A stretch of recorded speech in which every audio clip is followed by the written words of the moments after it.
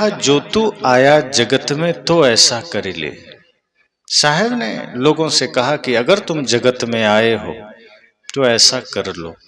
लोगों ने कहा क्या कर ले? तो साहब ने क्या कहा?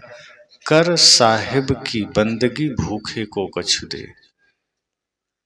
तो कुछ लोग वहां खड़े थे, उन्होंने कहा मैं तो कबीरपंथी नहीं हूं तो मैं बंदगी क्यों करूं?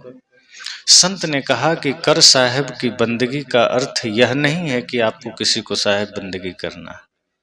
साहिब ने कहा कि साहिब बंदगी का तात्पर्य इतना है कि जब भी आप किसी को प्रणाम करते हैं, आप नमस्कार करते हैं, बंदगी करते हैं, तो आप झुकते हैं, हाथ जोड़ते हैं, विनम्रता से शीश झुकाते हैं। साहिब ने कहा बस वो विनम्रता धारण कर लेनी है। बंदगी का अर्थ है विनम्र हो जाइए, झुक जाइए, समर्पित हो जाइए। और भूखे को कछु दे, कोई भूखा है उसे कुछ दे दीजिए। तो उस व्यक्ति ने पुनः कहा कि अगर ऐसा अवसर रोज नहीं आए तो क्या करें? अब कोई जरूरी है कि रोज कोई भूखा द्वार पर आएगा? और यदि हमारे पास भोजन नहीं है तो? साहब ने कहा कि कोई भूखे को कछु दे का अर्थ यह नहीं है कि कोई भूखा भोजन का ही होगा। कोई आपके प्रेम का भी भूखा हो सकता है, कोई आपके मीठे वचन का भी भूखा हो सकता है। साहब ने कहा भूखे को कछु दे का सीधा अर्थ है कि कोई जरूरतमंद है, वो किसी भी चीज के लिए, किसी को प्रेम चाहिए, किसी को भोजन चाहिए, किसी को पानी चाहिए, किसी को दवा चाहिए, किसी को सेवा चाहिए, किसी भी प्रकार का व्यक्ति हो जो जरूरतमंद है उसे कुछ दीजिए। यही जीवन की सफलता है। अगर इस संसार में हमारा आना हुआ है तो अगर हम ऐसा कर पाते हैं कि भूखे को कुछ देते हैं और सबके साथ विनम्रता का व्यवहार करते हैं तो हमारा आना सार्थक है, फिर हम इंसान हैं। और यदि इस संसार में आकर, इस मनुष्य शरीर में आकर भी हम किसी को कुछ दे नहीं पाते, न प्रेम, न दान, न धन, न सेवा, न मीठे वचन, तो फिर मुर्दा से ज्यादा हमारी कोई हैसियत नहीं। जैसे मुर्दा मरघट में होता है, वो किसी को कुछ दे नहीं सकता, न प्रेम दे सकता है, न क्रोध दे सकता है, न धन दे सकता है, न वो मीठे वचन दे सकता है, वो न झगड़ा कर सकता है, न किसी से कुछ कह सकता है, वो मुर्दा है। साहब कहते हैं यदि आप जिंदा होते हुए ऐसा कर रहे हैं फिर तो मुर्दा आपसे ज्यादा बढ़िया है। वो तो मुर्दा होके ये सब नहीं कर रहा।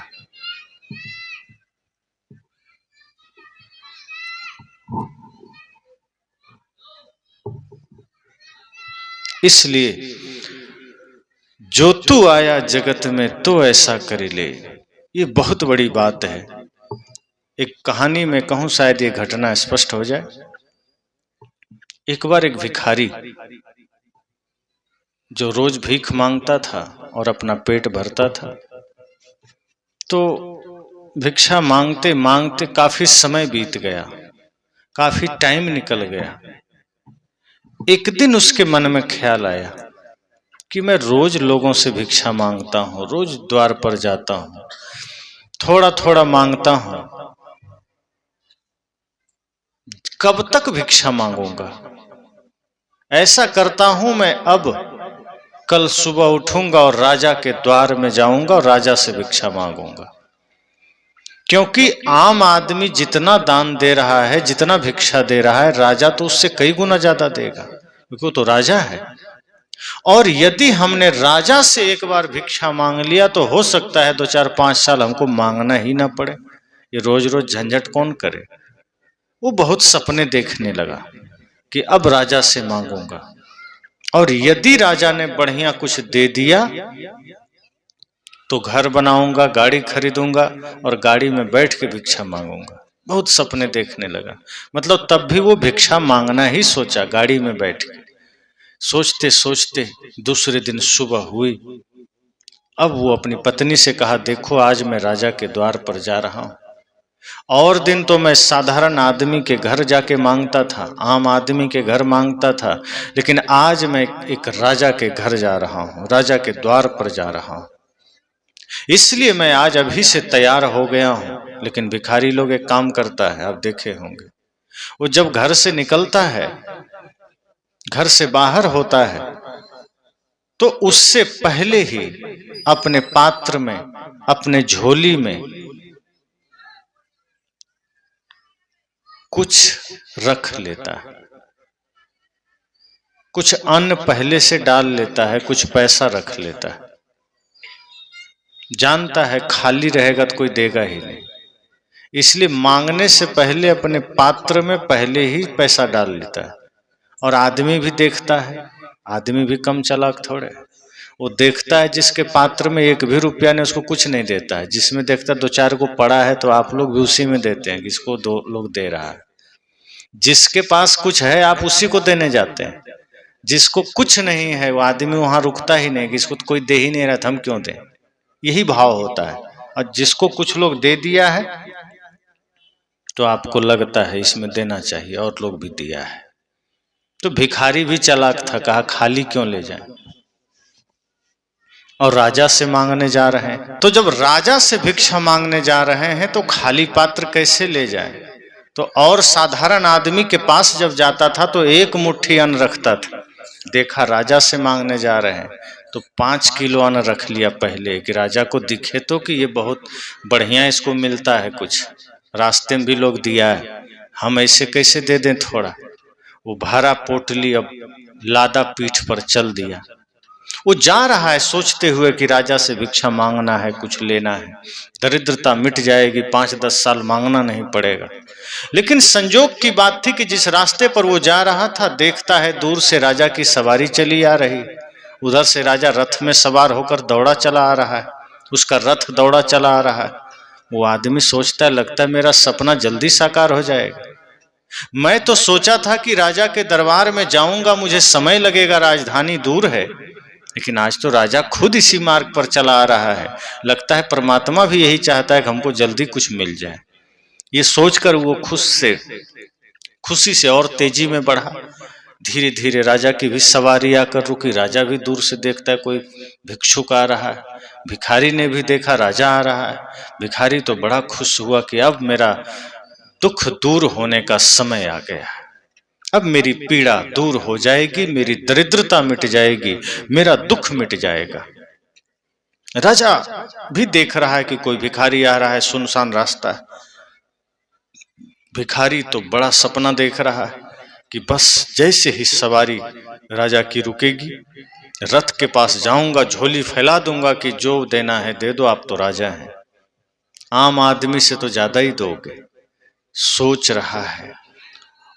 बिल्कुल सामने आकर राजा का रथ रुक गया और ये अब तैयार हो रहा है कि अब क्या बोलना है, अब क्या कहना है, कि तभी अचानक रथ से राजा उतरा और भिखारी के पास आया। ये सोच ही रहा था कि राजा से कुछ मांगना है, ये सोच ही रहा था कि पोटली फैलाना है, तब तक राजा आकर के अपनी पोटली फैला दिया कि कुछ दे दो मेरी पोटली में, मैं भिखारी। भिखारी देखने लगा, दिन में सपना तो नहीं देख रहा, मैं तो राजा से कुछ मांगने आया था, राजा तो मुझसे बड़ा भिखारी निकला, ये तो मुझसे ही मांग रहा है, मैं तो महाभिखारी, ये राजा तो मुझसे बड़ा भिखारी जो मुझसे दान मांग रहा है। राजा अपना आंचल फैला दिया, पोटली फैला दिया कि कुछ दे दो। ये आदमी हड़बड़ा गया। और ध्यान दीजिए, जो आदमी कभी कुछ दिया ही नहीं है उसे बड़ा घबराहट होने लगती। आज तक उसने लिया ही लिया था, भिखारी था, दिया कुछ भी नहीं था। वो सोचने लगा कि ये राजा है कि कौन है, राजा के वेश में कोई दरिद्र आदमी तो नहीं आ गया। फिर देखा कि घोड़े बहुत सारे हैं, हाथी है, सेना है, मंत्री है, पोशाक भी ठीक ठाक है, सिर पर मुकुट भी है। फिर सोचता है मैं सपना तो नहीं देख रहा, ये राजा हमसे क्यों मांग रहा है, ऐसा क्या हो गया इसको। अब राजा भी ऐसा जम गया कि वो हाथ पीछे ही नहीं कर रहा। राजा भी कर रहा है जब तक दोगे नहीं मैं हटूंगा नहीं। अब भिखारी तो सोचा मेरा तो सारा सपना ही टूट गया, मैं तो क्या क्या सपना देखा था, क्या क्या ख्वाब देखा था कि राजा से दान मिलेगा, मेरी दरिद्रता मिट जाएगी। अरे राजा तो मुझसे भी ज्यादा दरिद्र निकला जो मुझसे ही दान मांगने चला आया, और आज तो मैं किसी घर से मांगा भी नहीं, घर का ही उठा लाया हूं और मुझे देना पड़ेगा।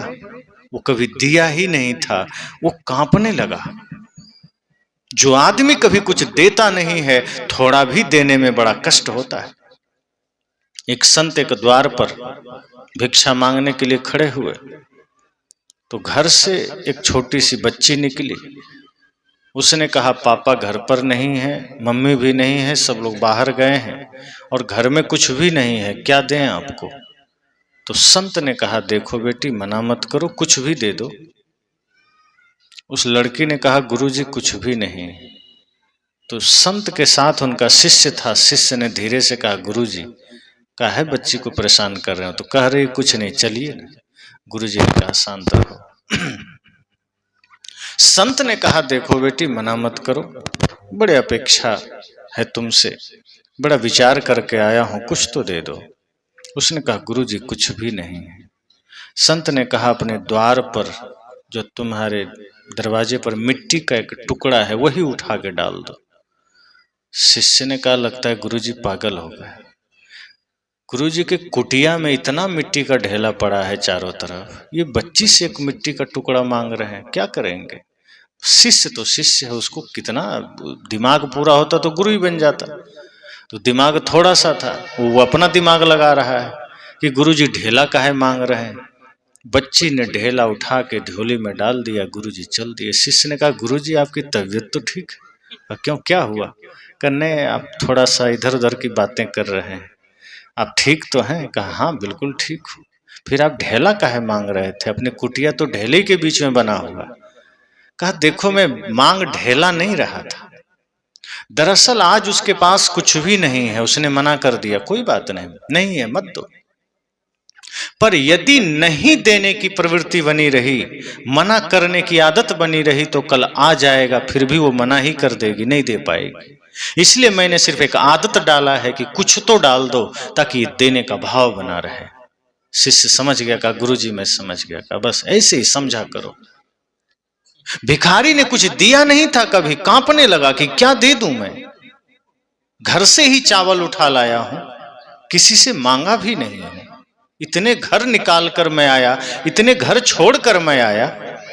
मुझे पहले पता होता कि राजा मुझसे भी बड़ा भिखारी है, तो मैं उधर ही कुछ मांग लेता। मैं झूठे इतना दूर चल कर आया, लेकिन राजा भी ऐसा यमदूत की तरह खड़ा हो गया, को हट ही नहीं रहा। कह, दे दो। अब ये सोचता है ऐसे लौटना भी ठीक नहीं, कहीं लौटूं तो इसका सिपाही पकड़ लेगा मुझे, तो जितना है सब छीन लेगा। चलो एक मुट्ठी दे ही देता हूं। तो पोटली में हाथ डाला, कस के एक मुट्ठी चावल हाथ में पकड़ा, ऊपर ला रहा है तो हाथ में पसीना आ रहा है कि कैसे दे दूं। मन हो ही नहीं रहा देने को, कि आज तक तो मैंने सिर्फ इसमें डाला है, निकाला कभी है ही नहीं, मैंने किसी को दिया ही नहीं, मैं कैसे दे दूं। तो जब वो मुट्ठी ऊपर करने लगा तो धीरे धीरे ढीला करने लगा, तो चावल उसमें से गिरने लगे, और मुट्ठी ढीला करते गया, जब ऊपर तक लाया तो सिर्फ 5 दाना चावल का उसके हाथ में बचा। जानबूझ के सारा चावल गिरा दिया अपने पोटली में, और वही 5 दाना किसी तरह कांपते कांपते राजा को दिया और भागा। कहा, ज्यादा देर रुके तो पूरी पोटली ले लेगा, महादरिद्र राजा। बस उसको 5 दाना दे के चला, और घर जाकर पोटली एक तरफ रखा, खाट पर लेट गया, जैसे करोड़ों चला गया। इतनी चिंता, इतनी पीड़ा, 5 दाना चावल देना पड़ गया, बहुत पीड़ा है। पत्नी ने कहा, आ गए? कहे, हाँ आ गए। राजा ने क्या दिया? कह रहे, पूछो मत, महादरिद्र राजा, दिया नहीं, 5 दाना चावल हमारा चला गया। कितना मूर्ख आदमी हो, 5 दाना चावल गया, इतना रोते का है?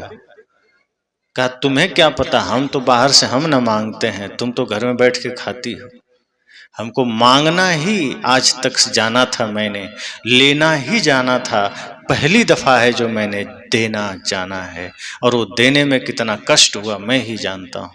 तो पत्नी ने कहा, तो चावल जो तुम लेकर गए थे वो कहाँ है? कहा, वहीं रख दिया हूँ। कहा, ठीक है, पोटली खोलकर उसको हम ड्रम में डाल देते हैं। तो जब वो पत्नी उसकी गई और ये खाट पर लेटा है, तो जब देखती है तो पोटली खोलते ही उसमें 5 बड़े बड़े सोने के दाने थे, टुकड़े। पत्नी ने कहा, मुझसे झूठ बोलते हो महा बेवकूफ आदमी, तुम कह रहे हो कि हमें कुछ मिला ही नहीं, हम ही राजा को देकर आए हैं, और इसमें सोने का टुकड़ा कहाँ से आया? ये कहता है कि देखो मजाक मत करो, मैं ऐसे ही परेशान हूँ, 5 दाना चावल चला गया है, तुम सोने की बात करते हो। मैं सोने की कोशिश कर रहा हूँ, नींद नहीं आ रही, तुम सोने की बात करते हो। उसने कहा, अरे तुम फिर भी मजाक कर रहे हो, देखो यहाँ सोने के 5 टुकड़े। अब ये सोचता है, लगता है जो मैंने 5 दाना उसको दिया वही 5 को सोने का टुकड़ा बन गया क्या? पत्नी ने कहा, वही तो लग रहा है, तुम जो 5 दाना देकर आए हो, भगवान की कृपा देखो कि यहाँ 5 दाना वही सोने का टुकड़ा बदल में बन गया।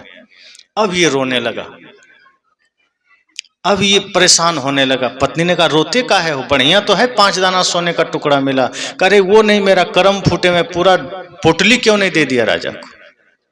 पूरा पोटली दे देता तो आज सोने का पूरा खदान में बैठा होता। मेरा कर्म फूटा था जो मैंने गलती से सिर्फ 5 ही दाना दिया।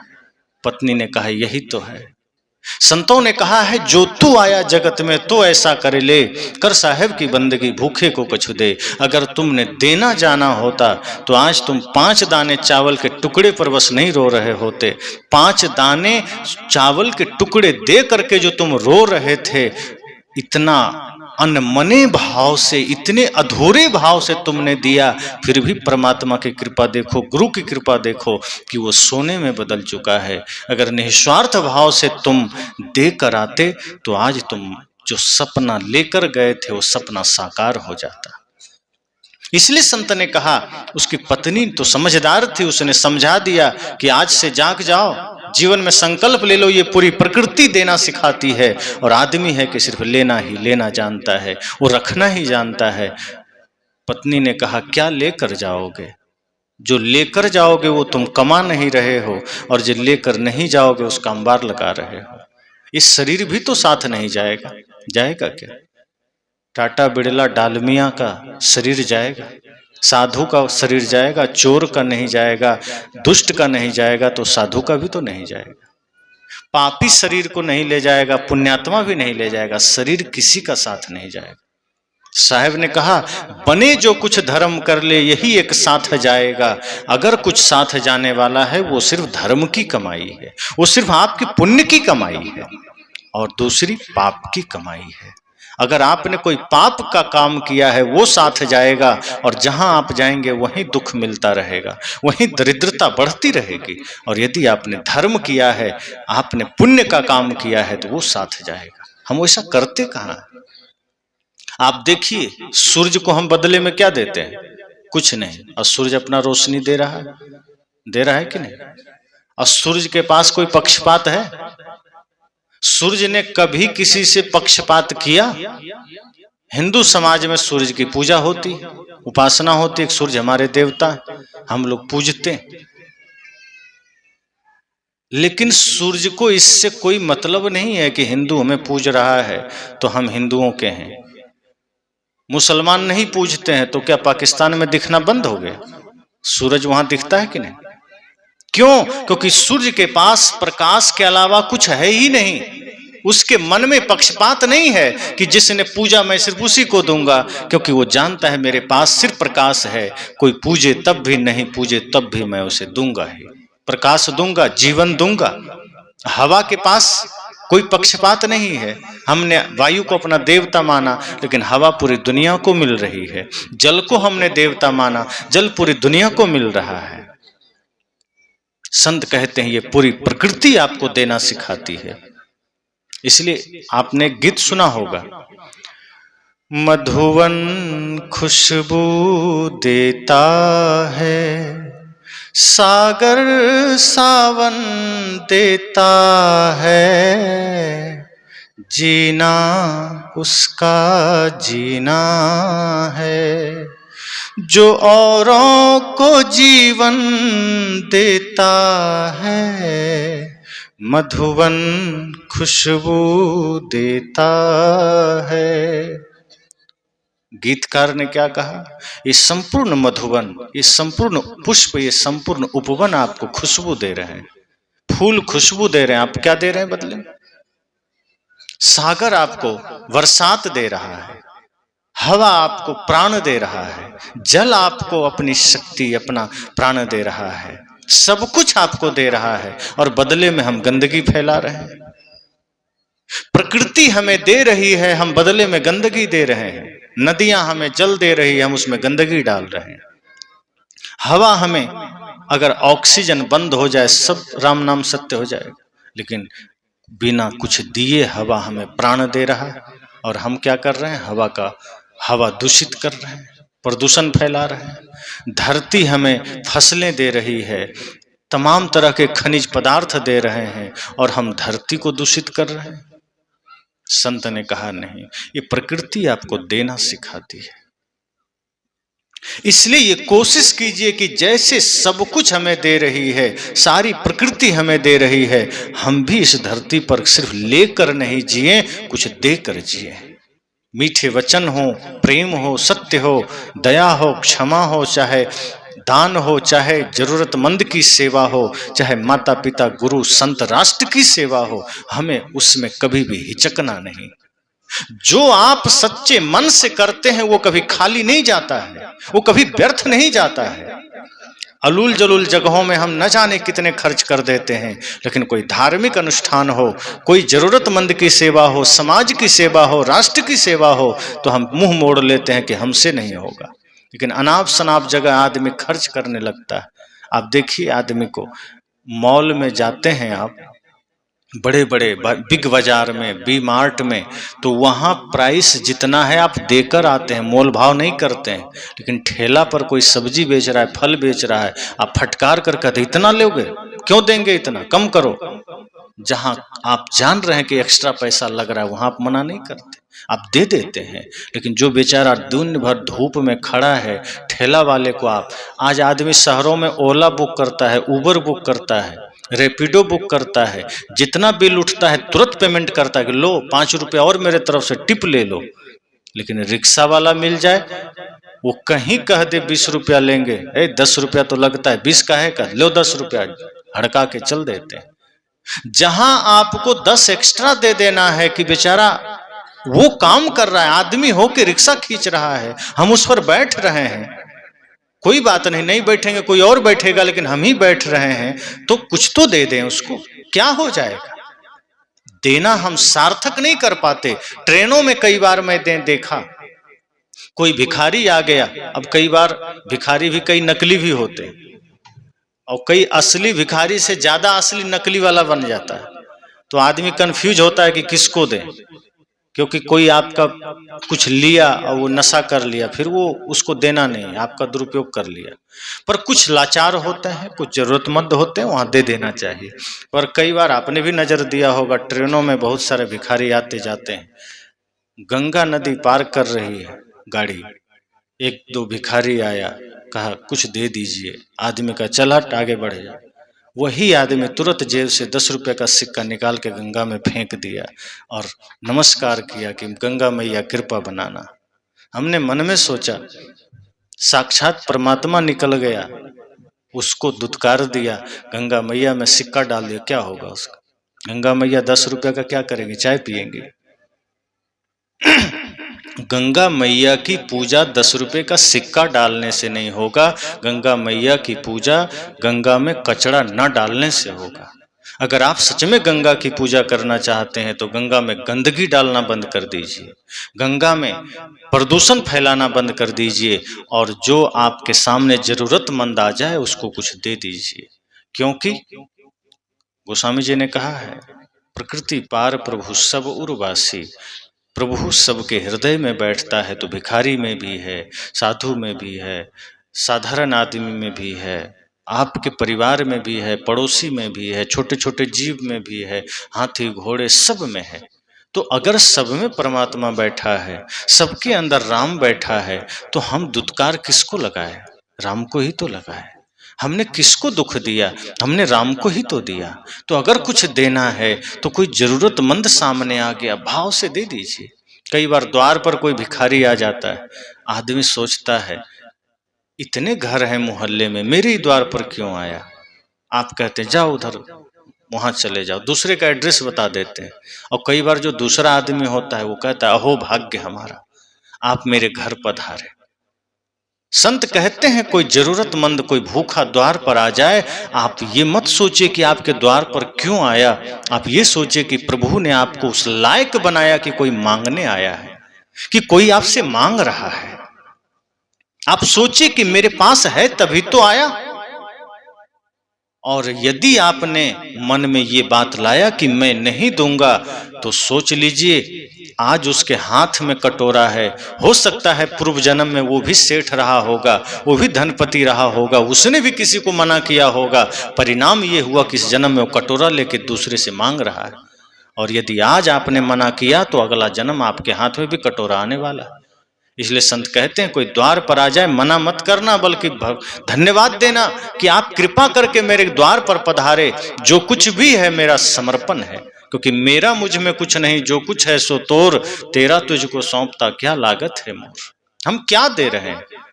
सौभाग्य मनाना चाहिए कि द्वार पर कोई आया तो सही, और मैंने कुछ नहीं दिया, उसका था वो अपना ले गया।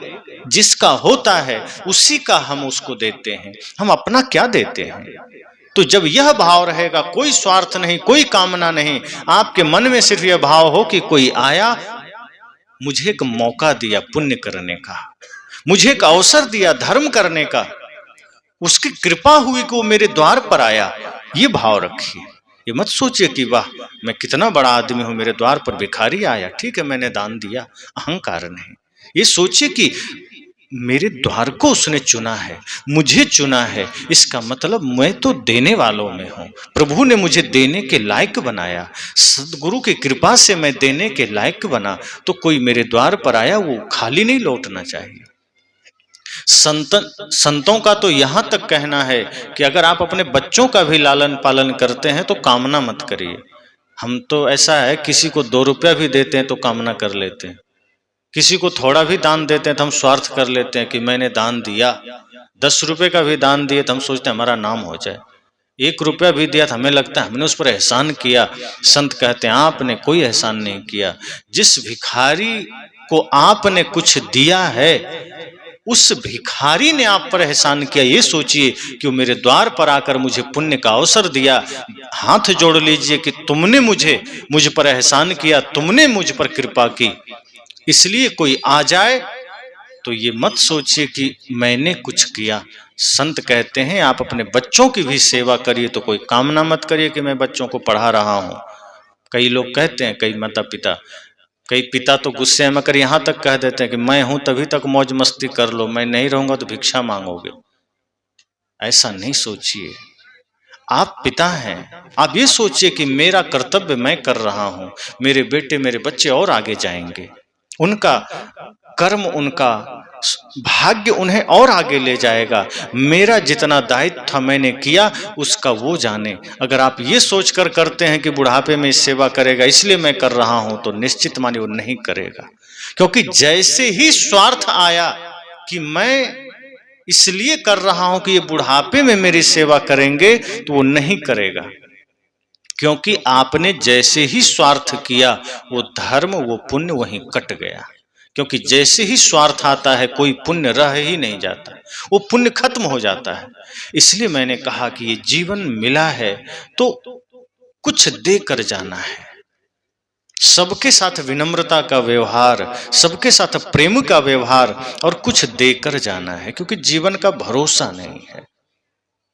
और इसी यात्रा में, इसी जीवन की यात्रा में सब अपने अपने तरीके से अपना रोल निभाते हैं, सबको अपने अपने कर्तव्य निभाने हैं। मैंने प्रथम सत्र में कहा था, बल्कि द्वितीय सत्र में, कि इसमें माता पिता का बड़ा रोल है। अगर आप पिता हैं तो आपका बड़ा रोल है, अगर आप माँ हैं तो आपका भी बड़ा रोल है। माता सीता ने माँ होकर के भी, अकेले होकर के भी, जंगल में होकर के भी लवकुश को बड़ा योग्य बनाया।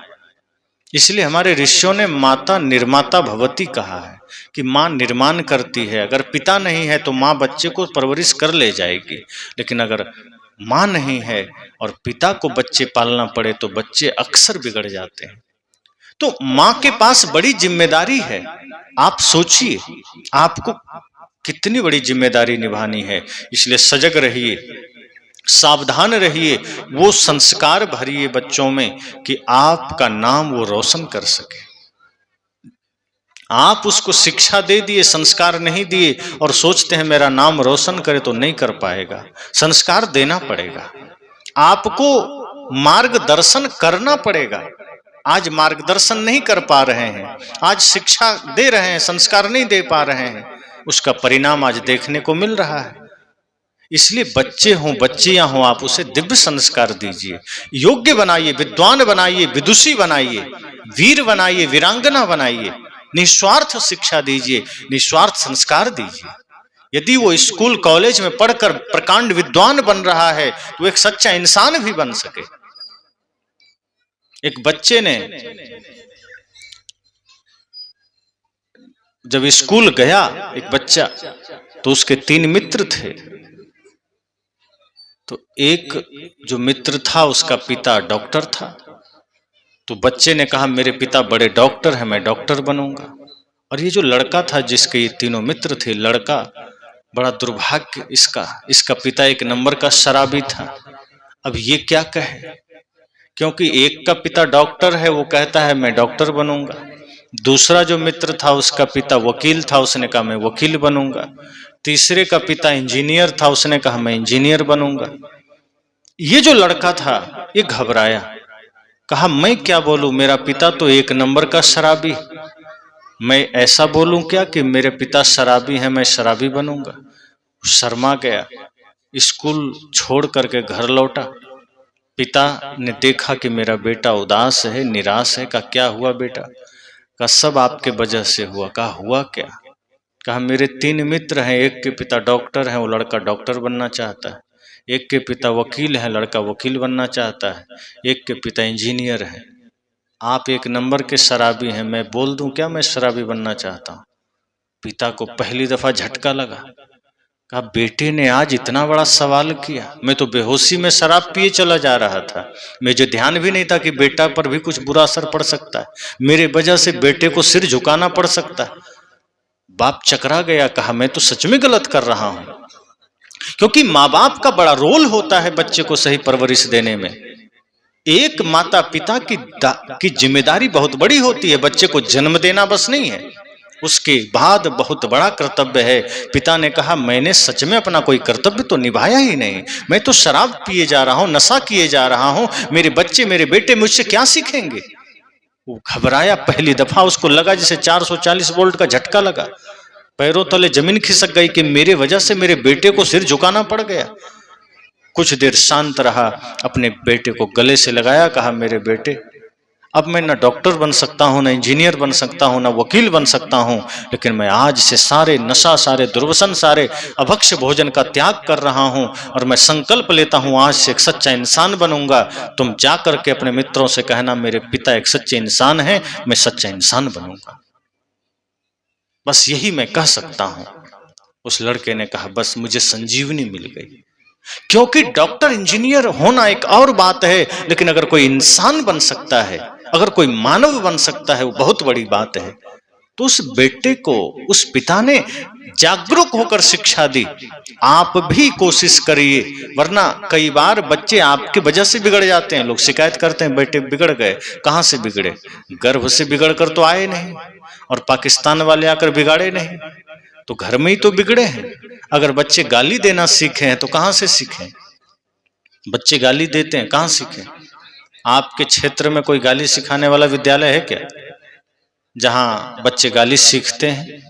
या कोई गालियों वाली किताब छपी है कहीं जिसमें गाली ही लिखी हो? कुछ भी नहीं है। न गाली सिखाने वाला कहीं विद्यालय है, न गाली सिखाने वाला कोई किताब है। फिर भी बच्चे गाली कहाँ सीखते हैं? क्योंकि माता पिता ही कहीं न कहीं देते हैं, घर के लोग ही कहीं न कहीं देते हैं। अब बेटा सो रहा है, लेट हो गया, पिता क्रोध में आ गया, ये नहीं सोच रहा है कि छोटा है, नींद आएगी, सो गया होगा, प्यार से जगा दें, तो दूर से ही कहता है अपनी पत्नी से देखो जिंदा है कि मर गया। बेटा के लिए ये भाव पिता कर रहा है गुस्से में कि देखो जरा जिंदा है कि मर गया। कहीं सुन लिया बेटा सोचेगा देखो पिताजी कैसे बोल रहे हैं। और माँ भी वही भाषा बोलती है, कुछ से कुछ गाली दे के उठा रही है। तो जब तक आपको अपने शब्दों पर लगाम नहीं होगा, आपको अपने भोजन पर लगाम नहीं होगा, अपनी भाषा पर लगाम नहीं होगा, आपके बच्चे नहीं बन सकते, नहीं संवर सकते। और आज जमाना ऐसा है कि यहाँ तो अपने बच्चे और बच्चियों दोनों को आपको परवरिश अच्छी देनी चाहिए। पहले क्या था, नहीं था, छोड़ दीजिए। पहले तो मैंने कहा था ना दूसरे सत्र में कि पहले तो नारियों को पढ़ने का अधिकार नहीं था, वेद नहीं पढ़ सकती थी, विद्यालय नहीं जा सकती थी। अब तो ऐसा नहीं है, अब तो सब कुछ कर सकती है, पढ़ सकती है। मंदिर जाने का अधिकार नहीं था, अब तो जा सकती है। मंच पर बैठने का तो आज भी बहुत लोग मना करते हैं। अब वो कहाँ किस ग्रह से आए हैं पता नहीं। जो लोग ऐसा बोलते हैं कि नारियों को मंच पर नहीं बैठना चाहिए, हमें लगता है वो लोग कहीं और ग्रह से आ गए हैं, वो आदमी नहीं है।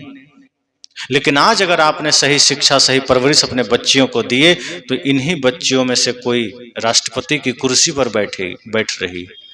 अगर नारियों को आज सही दिशा निर्देश मिला तो यही नारी कभी प्रधानमंत्री बन जाती है, कभी अंतरिक्ष यात्री बन जाती है, कभी वैज्ञानिक बन जाती है, कभी मदालसा बन जाती है, कभी लक्ष्मीबाई बन जाती है, कभी दुर्गावती बन जाती है, कभी झलकारी बाई बन जाती है, कभी मीराबाई बन जाती है, कभी दुर्गा बनकर के दुष्टों का संहार करती है, तो कभी कौशल्या माँ बनकर बच्चों से प्रेम करती है, यशोदा बनकर कृष्ण को प्यार देती है। माँ की बड़ी महिमा है, लेकिन वैसा बनना पड़ेगा, वैसी परवरिश देनी पड़ेगी। तो अगर आप अपने बच्चे और बच्चियों को ऊंचा देखना चाहते हैं तो कोशिश करिए कि जीवन थोड़ा है, समय थोड़ा है, पता नहीं कब मृत्यु का बिगुल बज जाए और कब मौत आ जाए, हम इधर उधर उलझे रह जाएंगे, दुनियादारी में उलझे रह जाएंगे और कुछ कर नहीं पाएंगे। इसलिए जागने का समय है। सदगुरु कबीर ने समाज को जगाया। उन्होंने कहा किसी को सोना नहीं है। सोना नहीं है का मतलब नींद में नहीं जाना, सो नहीं मना किया। उन्होंने कहा सोने नहीं है, इसका मतलब गलत रास्ते पर नहीं जाना है, बेहोशी में नहीं जीना है, माया के अधीन नहीं रहना है, नफरत के अधीन नहीं रहना है, घृणा के अधीन नहीं रहना है, सत्य के रास्ते पर चलना है, प्रेम के रास्ते पर चलना है। और आज समाज को सदगुरु कबीर के ज्ञान की जरूरत है। उन्होंने कहा को पुरुषा को नारी। जहां एक और आज भी समाज में लोग नारियों को बांटते हैं, स्त्रियों को पीछे रखते हैं। बहुत ऐसे जगह है जहां स्त्रियों को सिर्फ खिलौना समझा जाता है, स्त्रियों को पीछे रखना चाहते हैं। सदगुरु कबीर ने कहा नहीं, आधे वसे पुरुष आधे वसे जो। ये शरीर आप गहराई से विचार करिए तो हम सबका शरीर क्या है? प्रकृति है, और प्रकृति नारी ही तो है। तो हर शरीर में स्त्री पुरुष है, फिर हम स्त्री को इतना तुच्छ कैसे समझ रहे हैं? कुछ कथावाचक बोलते हैं आज भी व्यास गद्दी पर बैठकर कि नारियों को व्यास गद्दी पर बैठने का कोई अधिकार नहीं है, उन्हें नहीं बैठना चाहिए और गायत्री मंत्र भी नहीं बोलना चाहिए। हमें समझ नहीं आता ऐसे पागलों को जन्म किसने दे दिया? किसी नारी ने ही जन्म दिया होगा। जिस माँ ने उसे जन्म दिया, जिस माँ ने उसे व्यास गद्दी पर बैठने योग्य बनाया, वो उसे ही कह रहा है उसको व्यास गद्दी में नहीं बैठना चाहिए, उसे प्रवचन नहीं करना चाहिए। वो पता नहीं किस दुनिया में जी रहा है, उसे पता ही नहीं है कि अपने आप देखें सनातन धर्म में तो शक्ति का आधार, विद्या का आधार और धन का आधार तीनों नारी को ही बनाया गया, तीनों नारी को ही माना गया। शक्ति का केंद्र माता दुर्गा को माना गया, धन का केंद्र माता लक्ष्मी को माना गया और विद्या का केंद्र सरस्वती को माना गया। तो जब नारी ही तीनों व्यवस्था देख रही है, उस देश में, उस संस्कृति में नारी को मंच पर बैठने का अधिकार नहीं। जहां गार्गी मैत्रेयी जैसे विदुषी हुई, जहां मीरा जैसी भक्त हुई, संत हुई, जहां लक्ष्मीबाई जैसी वीरांगना हुई, उस देश में नारी को अपमान करना कि व्यास गद्दी में नहीं बैठ सकती। ऐसे मूर्खों को कौन समझाए कि नारी ने ही तो जन्म दिया है, और जिस व्यास जी के नाम पर व्यास गद्दी बनी, उस व्यास को भी तो किसी नारी ने ही जन्म दिया है। और वो व्यास खुद नारी का सम्मान करते थे, माँ का सम्मान करते थे। इसलिए नारी सदैव पूजनीय है, और वो तो व्यास गद्दी ही जन्म दे रही है, वो व्यास गद्दी में क्यों नहीं बैठेगी? तो ऐसे लोग भी हैं जो समाज में विद्वेष फैलाते हैं, नारी पुरुष को बांटते हैं। वस्तुतः यह है कि मन निर्मल हो, मन पवित्र हो तो यही नारी पूजनीय है, और मन हमारा गंदा है तो नारी फिर पूजनीय नहीं लगती, फिर हम उसे खिलौना समझते हैं। इसलिए मन का फेर है। अगर मन निर्मल है तो नारी में मां का दर्शन होगा और उनके चरणों में फिर तीर्थ नजर आएगा।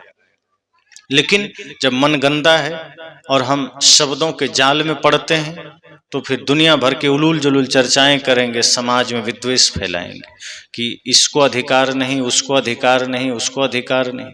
जो ऐसा कह रहा है सबसे बड़ा, उसी को कोई अधिकार नहीं बोलने का। आप जितने भी मंदिर देखिए, राम जी हैं, बगल में सीता जी खड़ी। अगर नारी को मंदिर जाना वर्जित है तो सीता जी को निकाल दो मंदिर से बाहर। जिस जगह कहा गया नारी मंदिर में नहीं जा सकती है, कृष्ण के साथ राधा विराजमान है, तो राधा जी को बाहर कर दीजिए, क्यों मंदिर में? नारी मंदिर नहीं जा सकती तो मंदिर में दुर्गा जी क्यों शिव जी के बगल में खड़ी हैं? उनको बाहर कर दीजिए। प्रकृति पुरुष का मेल पूरा सृष्टि है, इसलिए ऐसे विचारों से हम सबको सावधान रहना है। वस्तुतः जो व्यक्ति अपने मन वचन कर्म को निर्मल कर लेगा, जो माताएं अपने पथ पर आगे बढ़ना चाहेंगी, वो बढ़ करके वो भी महान हो सकती हैं। और हैं आज बहुत से माताएं हैं, बहुत से नारियां हैं जो इस साधना में जीवन में आकर के समाज को बढ़िया दिशा दे रही। आप देख लीजिए यूट्यूब पर एक से एक सती साध्वी आज भी हैं जो समाज को ज्ञान दे रही हैं, दिशा दे रही हैं, जो समाज को अपने नेतृत्व से, अपने ज्ञान से, अपने तप से, अपने साधना से जागृत कर रही है। फिर बीच में ये विद्वेष क्यों फैलाना? अगर हम सब चाह लें, नारी हो या पुरुष, अगर साधना करें तो साधना क्षेत्र में आगे बढ़ सकते हैं। अगर विज्ञान के क्षेत्र में मेहनत करें तो वहां पर श्रेष्ठतम ऊंचाई पर जा सकते हैं, शिक्षा के क्षेत्र में जा सकते हैं। आज कहां पीछे हैं नारियां? जहां भी देखिए, सेना में भी जा रही है, विज्ञान में भी जा रही है, नेताओं में भी देखिए, बड़े बड़े पोस्ट पर, बड़े बड़े राजनीतिक दलों में अच्छा नेतृत्व बन करके उभरे हैं, कहीं कमी नहीं। एक माँ का दर्जा भी जब उन्हें मिला, वो माँ तो हैं ही, उनके भीतर वात्सल्य है, तो वो मातृत्व का धर्म भी निभाती हैं और नेतृत्व का धर्म भी निभाती हैं। लेकिन ध्यान ये रखना है कि अगर आज कहीं कोई बिगाड़ हो रहा है, कहीं कोई समस्या हो रही है, तो माताओं को सजग रहना है कि आपके परवरिश के वजह से कोई बच्चे बच्चियां बिगड़ ना जाएं। एक घटना सुनाया करते थे सदगुरु आचार्य श्री धर्मस्वरूप साहेब जी कि एक महिला उनसे मिलने आई। उसने कहा, गुरुजी मेरा ये 5-6 साल का बच्चा है, गुटखा खाता है, बहुत शैतान हो गया है। साहब ने कहा, ये गुटखा लाता कहाँ से है? ये छोटा सा बच्चा बाजार तो नहीं जाता होगा? तो उस महिला ने हंसते हुए कहा, गुटखा घर में ही है। तो कहा, घर में कौन खाता है? कहा, इसी का पिताजी खाता है। कहा, जब इसका पिताजी खाता है तो जब वही शैतान है तो बच्चा इंसान कैसे हो? भाई जब तुम्हारा पति ही गुटखा खा रहा है, वही ला रहा है, तो ये बच्चा तो खाएगा ही, और फिर तुम इसको शैतान बोल रहे हो। साहब ने कहा, और तुम भी खाती हो? तो हंस के कहते, हाँ कभी कभी हम भी खा लेते हैं। तो साहब ने कहा, जब दोनों पति पत्नी गुटखा खा रहे हो तो बच्चा बुद्ध कहाँ से जन्म ले लेगा? श्रवण कुमार कहाँ से जन्म ले लेगा? तो तुम दोनों ही शैतान हो तो बच्चा तो महाशैतान होगा। अब तुम दोनों ही नरक के द्वार पर खड़े हो, तो जब तुम्हारा ही संस्कार बिगड़ा हुआ है, तुम्हारी ही वाणी बिगड़ी हुई है, तुम ही गाली दे रहे हो, तुम ही नशा कर रहे हो, दुर्व्यसन कर रहे हो, तो बच्चे कभी बुद्ध नहीं बना करते हो, तो बुद्धू ही बनेंगे।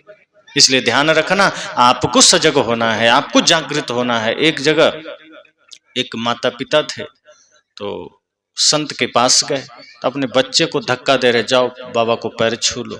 अब वो बच्चा इधर से धक्का देता, उधर से निकल के फिर इधर आ जाता, फिर कहता रहे जाओ। संत ने कहा, देखो भाई क्यों जबरदस्ती कर रहे हो? बच्चे सिखाने से नहीं सीखते, वो दिखाने से सीखते हैं। तुम पहले एक बार प्रणाम कर लो, देखो खुद कर लेगा। जैसे ही माता पिता झुके, बच्चा खुद कर लिया। कहा, तुम कभी करते नहीं हो, सोचते हो बच्चे कर लें। तुम बने बैठे हो रावण, सोचते हो बेटा राम बन जाए।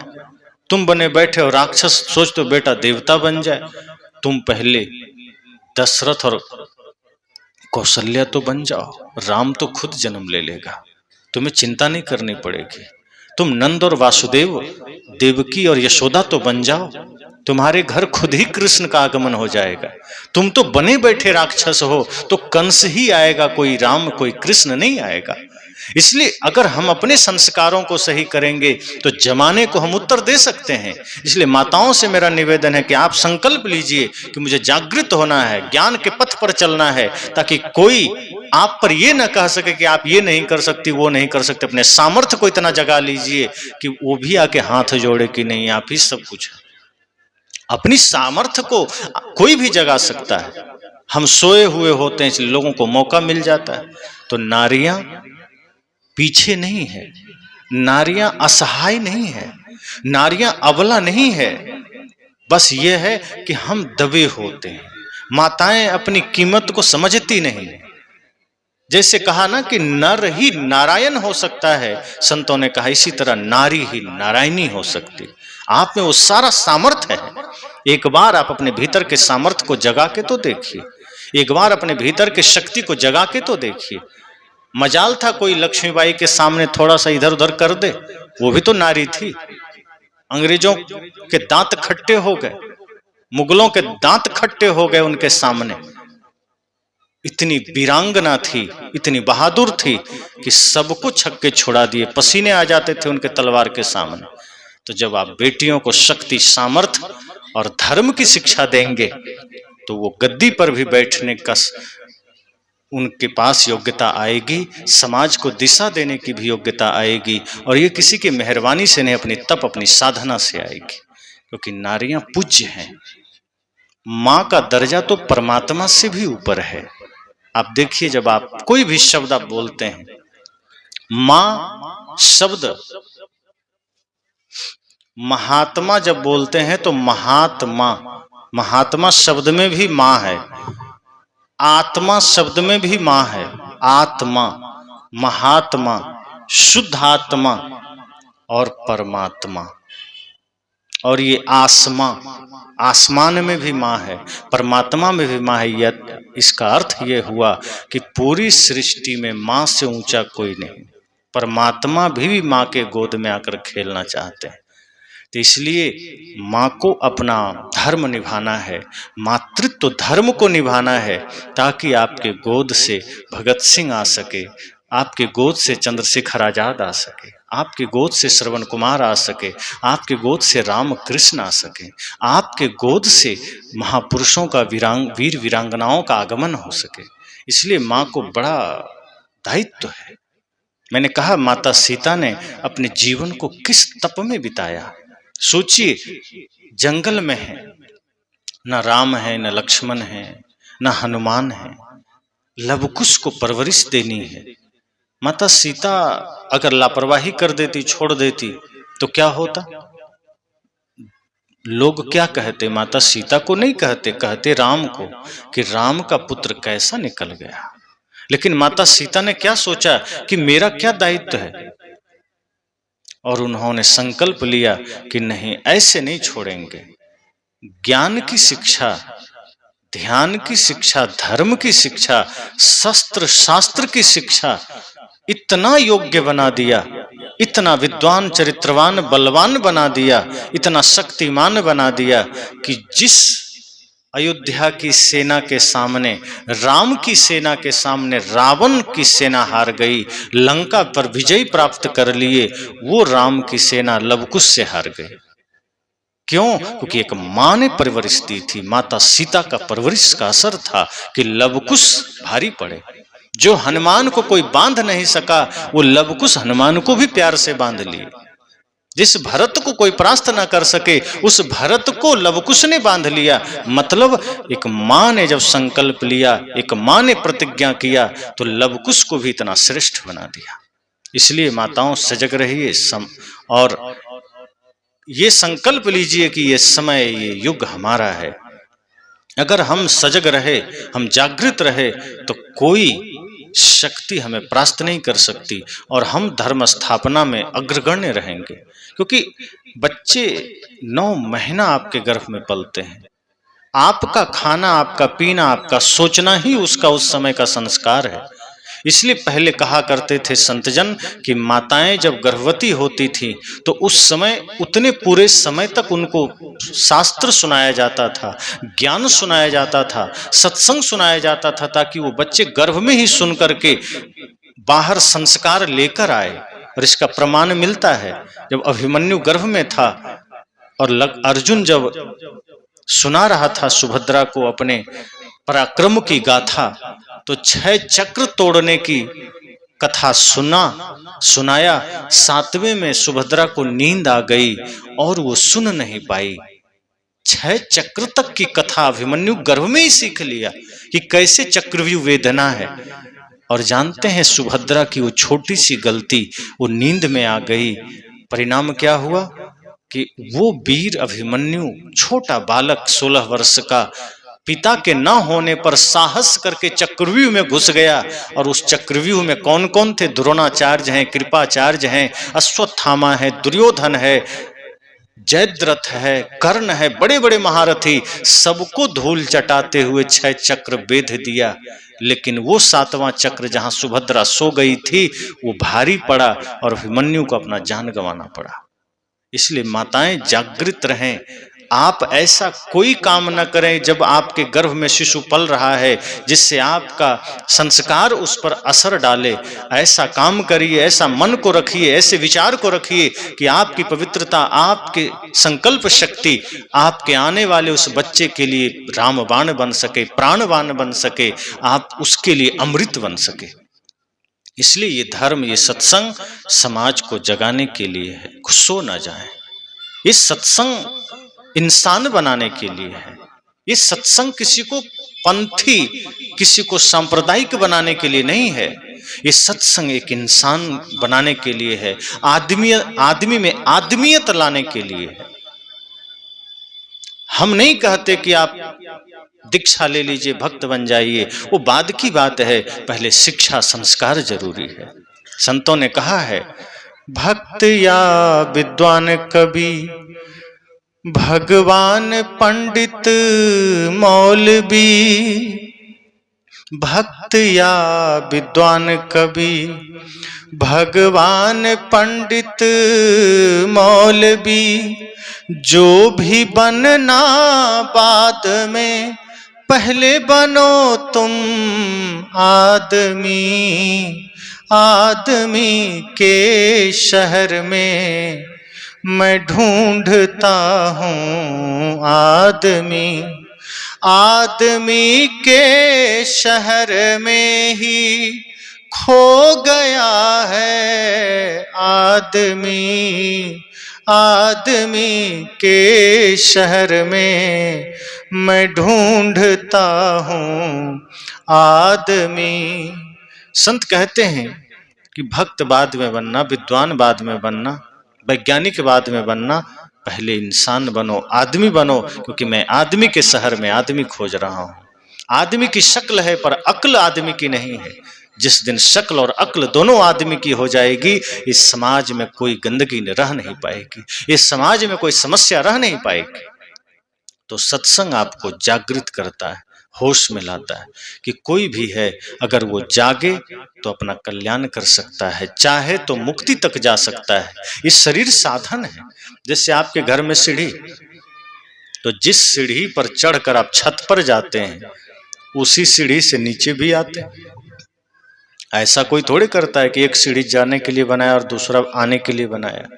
सीढ़ी एक ही है, दोनों काम कर जाती है। आप चढ़ भी सकते हैं, उतर भी सकते हैं। मनुष्य शरीर वही सीढ़ी है। आप इसका प्रयोग करके मोक्ष तक जा सकते हैं, स्वर्ग तक जा सकते हैं। और यदि सारे कर्म बिगाड़ लिए, मन को गंदा कर लिए, तो इसी शरीर से भयंकर नरक में भी जा सकते हैं। कुछ और करने की जरूरत नहीं। लेकिन सत्संग हमें स्वर्ग तक जाने की कला बताता है। सत्संग यह कहता है कि जब आप इस धरती से जाएं तो रोते हुए ना जाएं, दुखी ना जाएं, कुछ ऐसा करके जाएं कि लोग आपको याद करें। थोड़ा सा जीवन है, बाहर क्या कर लेंगे और कौन याद करेंगे। 100 साल पहले वाले कितने धनपति को आप जानते हैं? है किसी के पास लिस्ट? गूगल करेंगे तो कुछ लोग बता देंगे। ऐसे कितने लोग जानते हैं? कोई नहीं जानता। लेकिन लक्ष्मीबाई को आप जान रहे हैं, भगत सिंह को जान रहे हैं, सबरी को जान रहे हैं, मीरा को जान रहे हैं, कबीर को जान रहे हैं, विदुर को जान रहे हैं। क्यों? ये धनपति थे क्या? इन्होंने सत्य को, धर्म को, भक्ति को, सेवा को, प्रेम को जीवन में धारण किया, संसार को प्रेम का मार्ग दिखाया। इसलिए हम इन्हें जान रहे हैं, क्योंकि इन्होंने धर्म को जिया, अध्यात्म को जिया। जिन्होंने भक्ति को धारण किया वो अमर हो गए।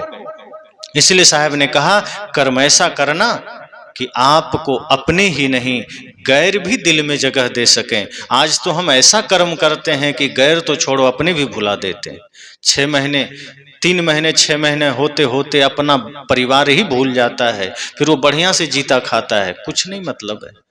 और कोई भी आपके बिना रुकेगा नहीं। लेकिन कर्म अगर आपने बढ़िया किया है, और बढ़िया मतलब पुण्य का काम किया है, परमार्थ का काम किया है, धर्म का काम किया है, और कुछ भी अच्छा अगर आपने यहाँ किया है, तो निश्चित मानिए आप अमर हो गए। अपने तो अपने, गैर भी आपको दिल में जगह देंगे। और जो व्यक्ति दूसरों के दिलों में जगह पा लिया, वही यहाँ से विजयी होकर गया समझो। और जो आदमी अपने भी, अपने परिवार के भी हृदय में 3 महीने में गायब हो गया, समझना वो यहाँ से हार के गया। अब आपको सोचना, इस धरती से जीत कर जाना है कि हार कर जाना है। जीत कर जाने का मतलब है प्रेम भक्ति जीवन में हो तो आप जीत कर जाएंगे। जीत कर जाने का मतलब है कि गैर भी आपको याद करे, सिर झुका दे आपके स्मरण में, मतलब आप जीत कर गए। और हार कर जाने का मतलब है जो जीवन नफरत में बीता, घृणा में बीता, जो जीवन दूसरे की बुराई में बीता, जो जीवन हिंसा में बीता, समझना आप हार कर गए। जिस जीवन के बीतने के बाद अपने भी कुछ समय बाद आपको भुला दे, समझना ये जीवन हार कर बीता है। और ये जीवन हार कर बीतने के लिए नहीं मिला है, जीत कर बिताने के लिए मिला है, जीत कर जाने के लिए मिला है। तो इस संसार से हम सब जीत कर जा सकें, विजयी होकर जा सकें, ऐसी करनी कर चलो हम हंसे जग रोए। साहब ने कहा कि कबीर जब हम पैदा हुए, जग हंसे हम रोए। मजबूरी थी, जब जन्म लिए मजबूरी रहती है ना, बच्चे रोते हैं। अगर बच्चा नहीं रोया तो माता पिता रोने लगते हैं, क्या हो गया, रो क्यों नहीं रहा, तो हिलाते हैं कि रोए कम से कम। बच्चा रोया मतलब स्वस्थ है, सही है। साहब कहते हैं जन्म लिए तो बच्चा रोया, आप हम रोए, मजबूरी थी। लेकिन अब कर्म ऐसा करना, कमाई ऐसी करना कि अब धरती से जाएं तो हंसते हुए जाएं और बाकी लोग रोएं। जन्म रोते हुए लिया, कर्म ऐसा मत करना कि रोते हुए जाना पड़े, ऐसा मत करना। तो ऐसी करनी कर चलो हम हंसें जग रोए। इसी मंगल कामना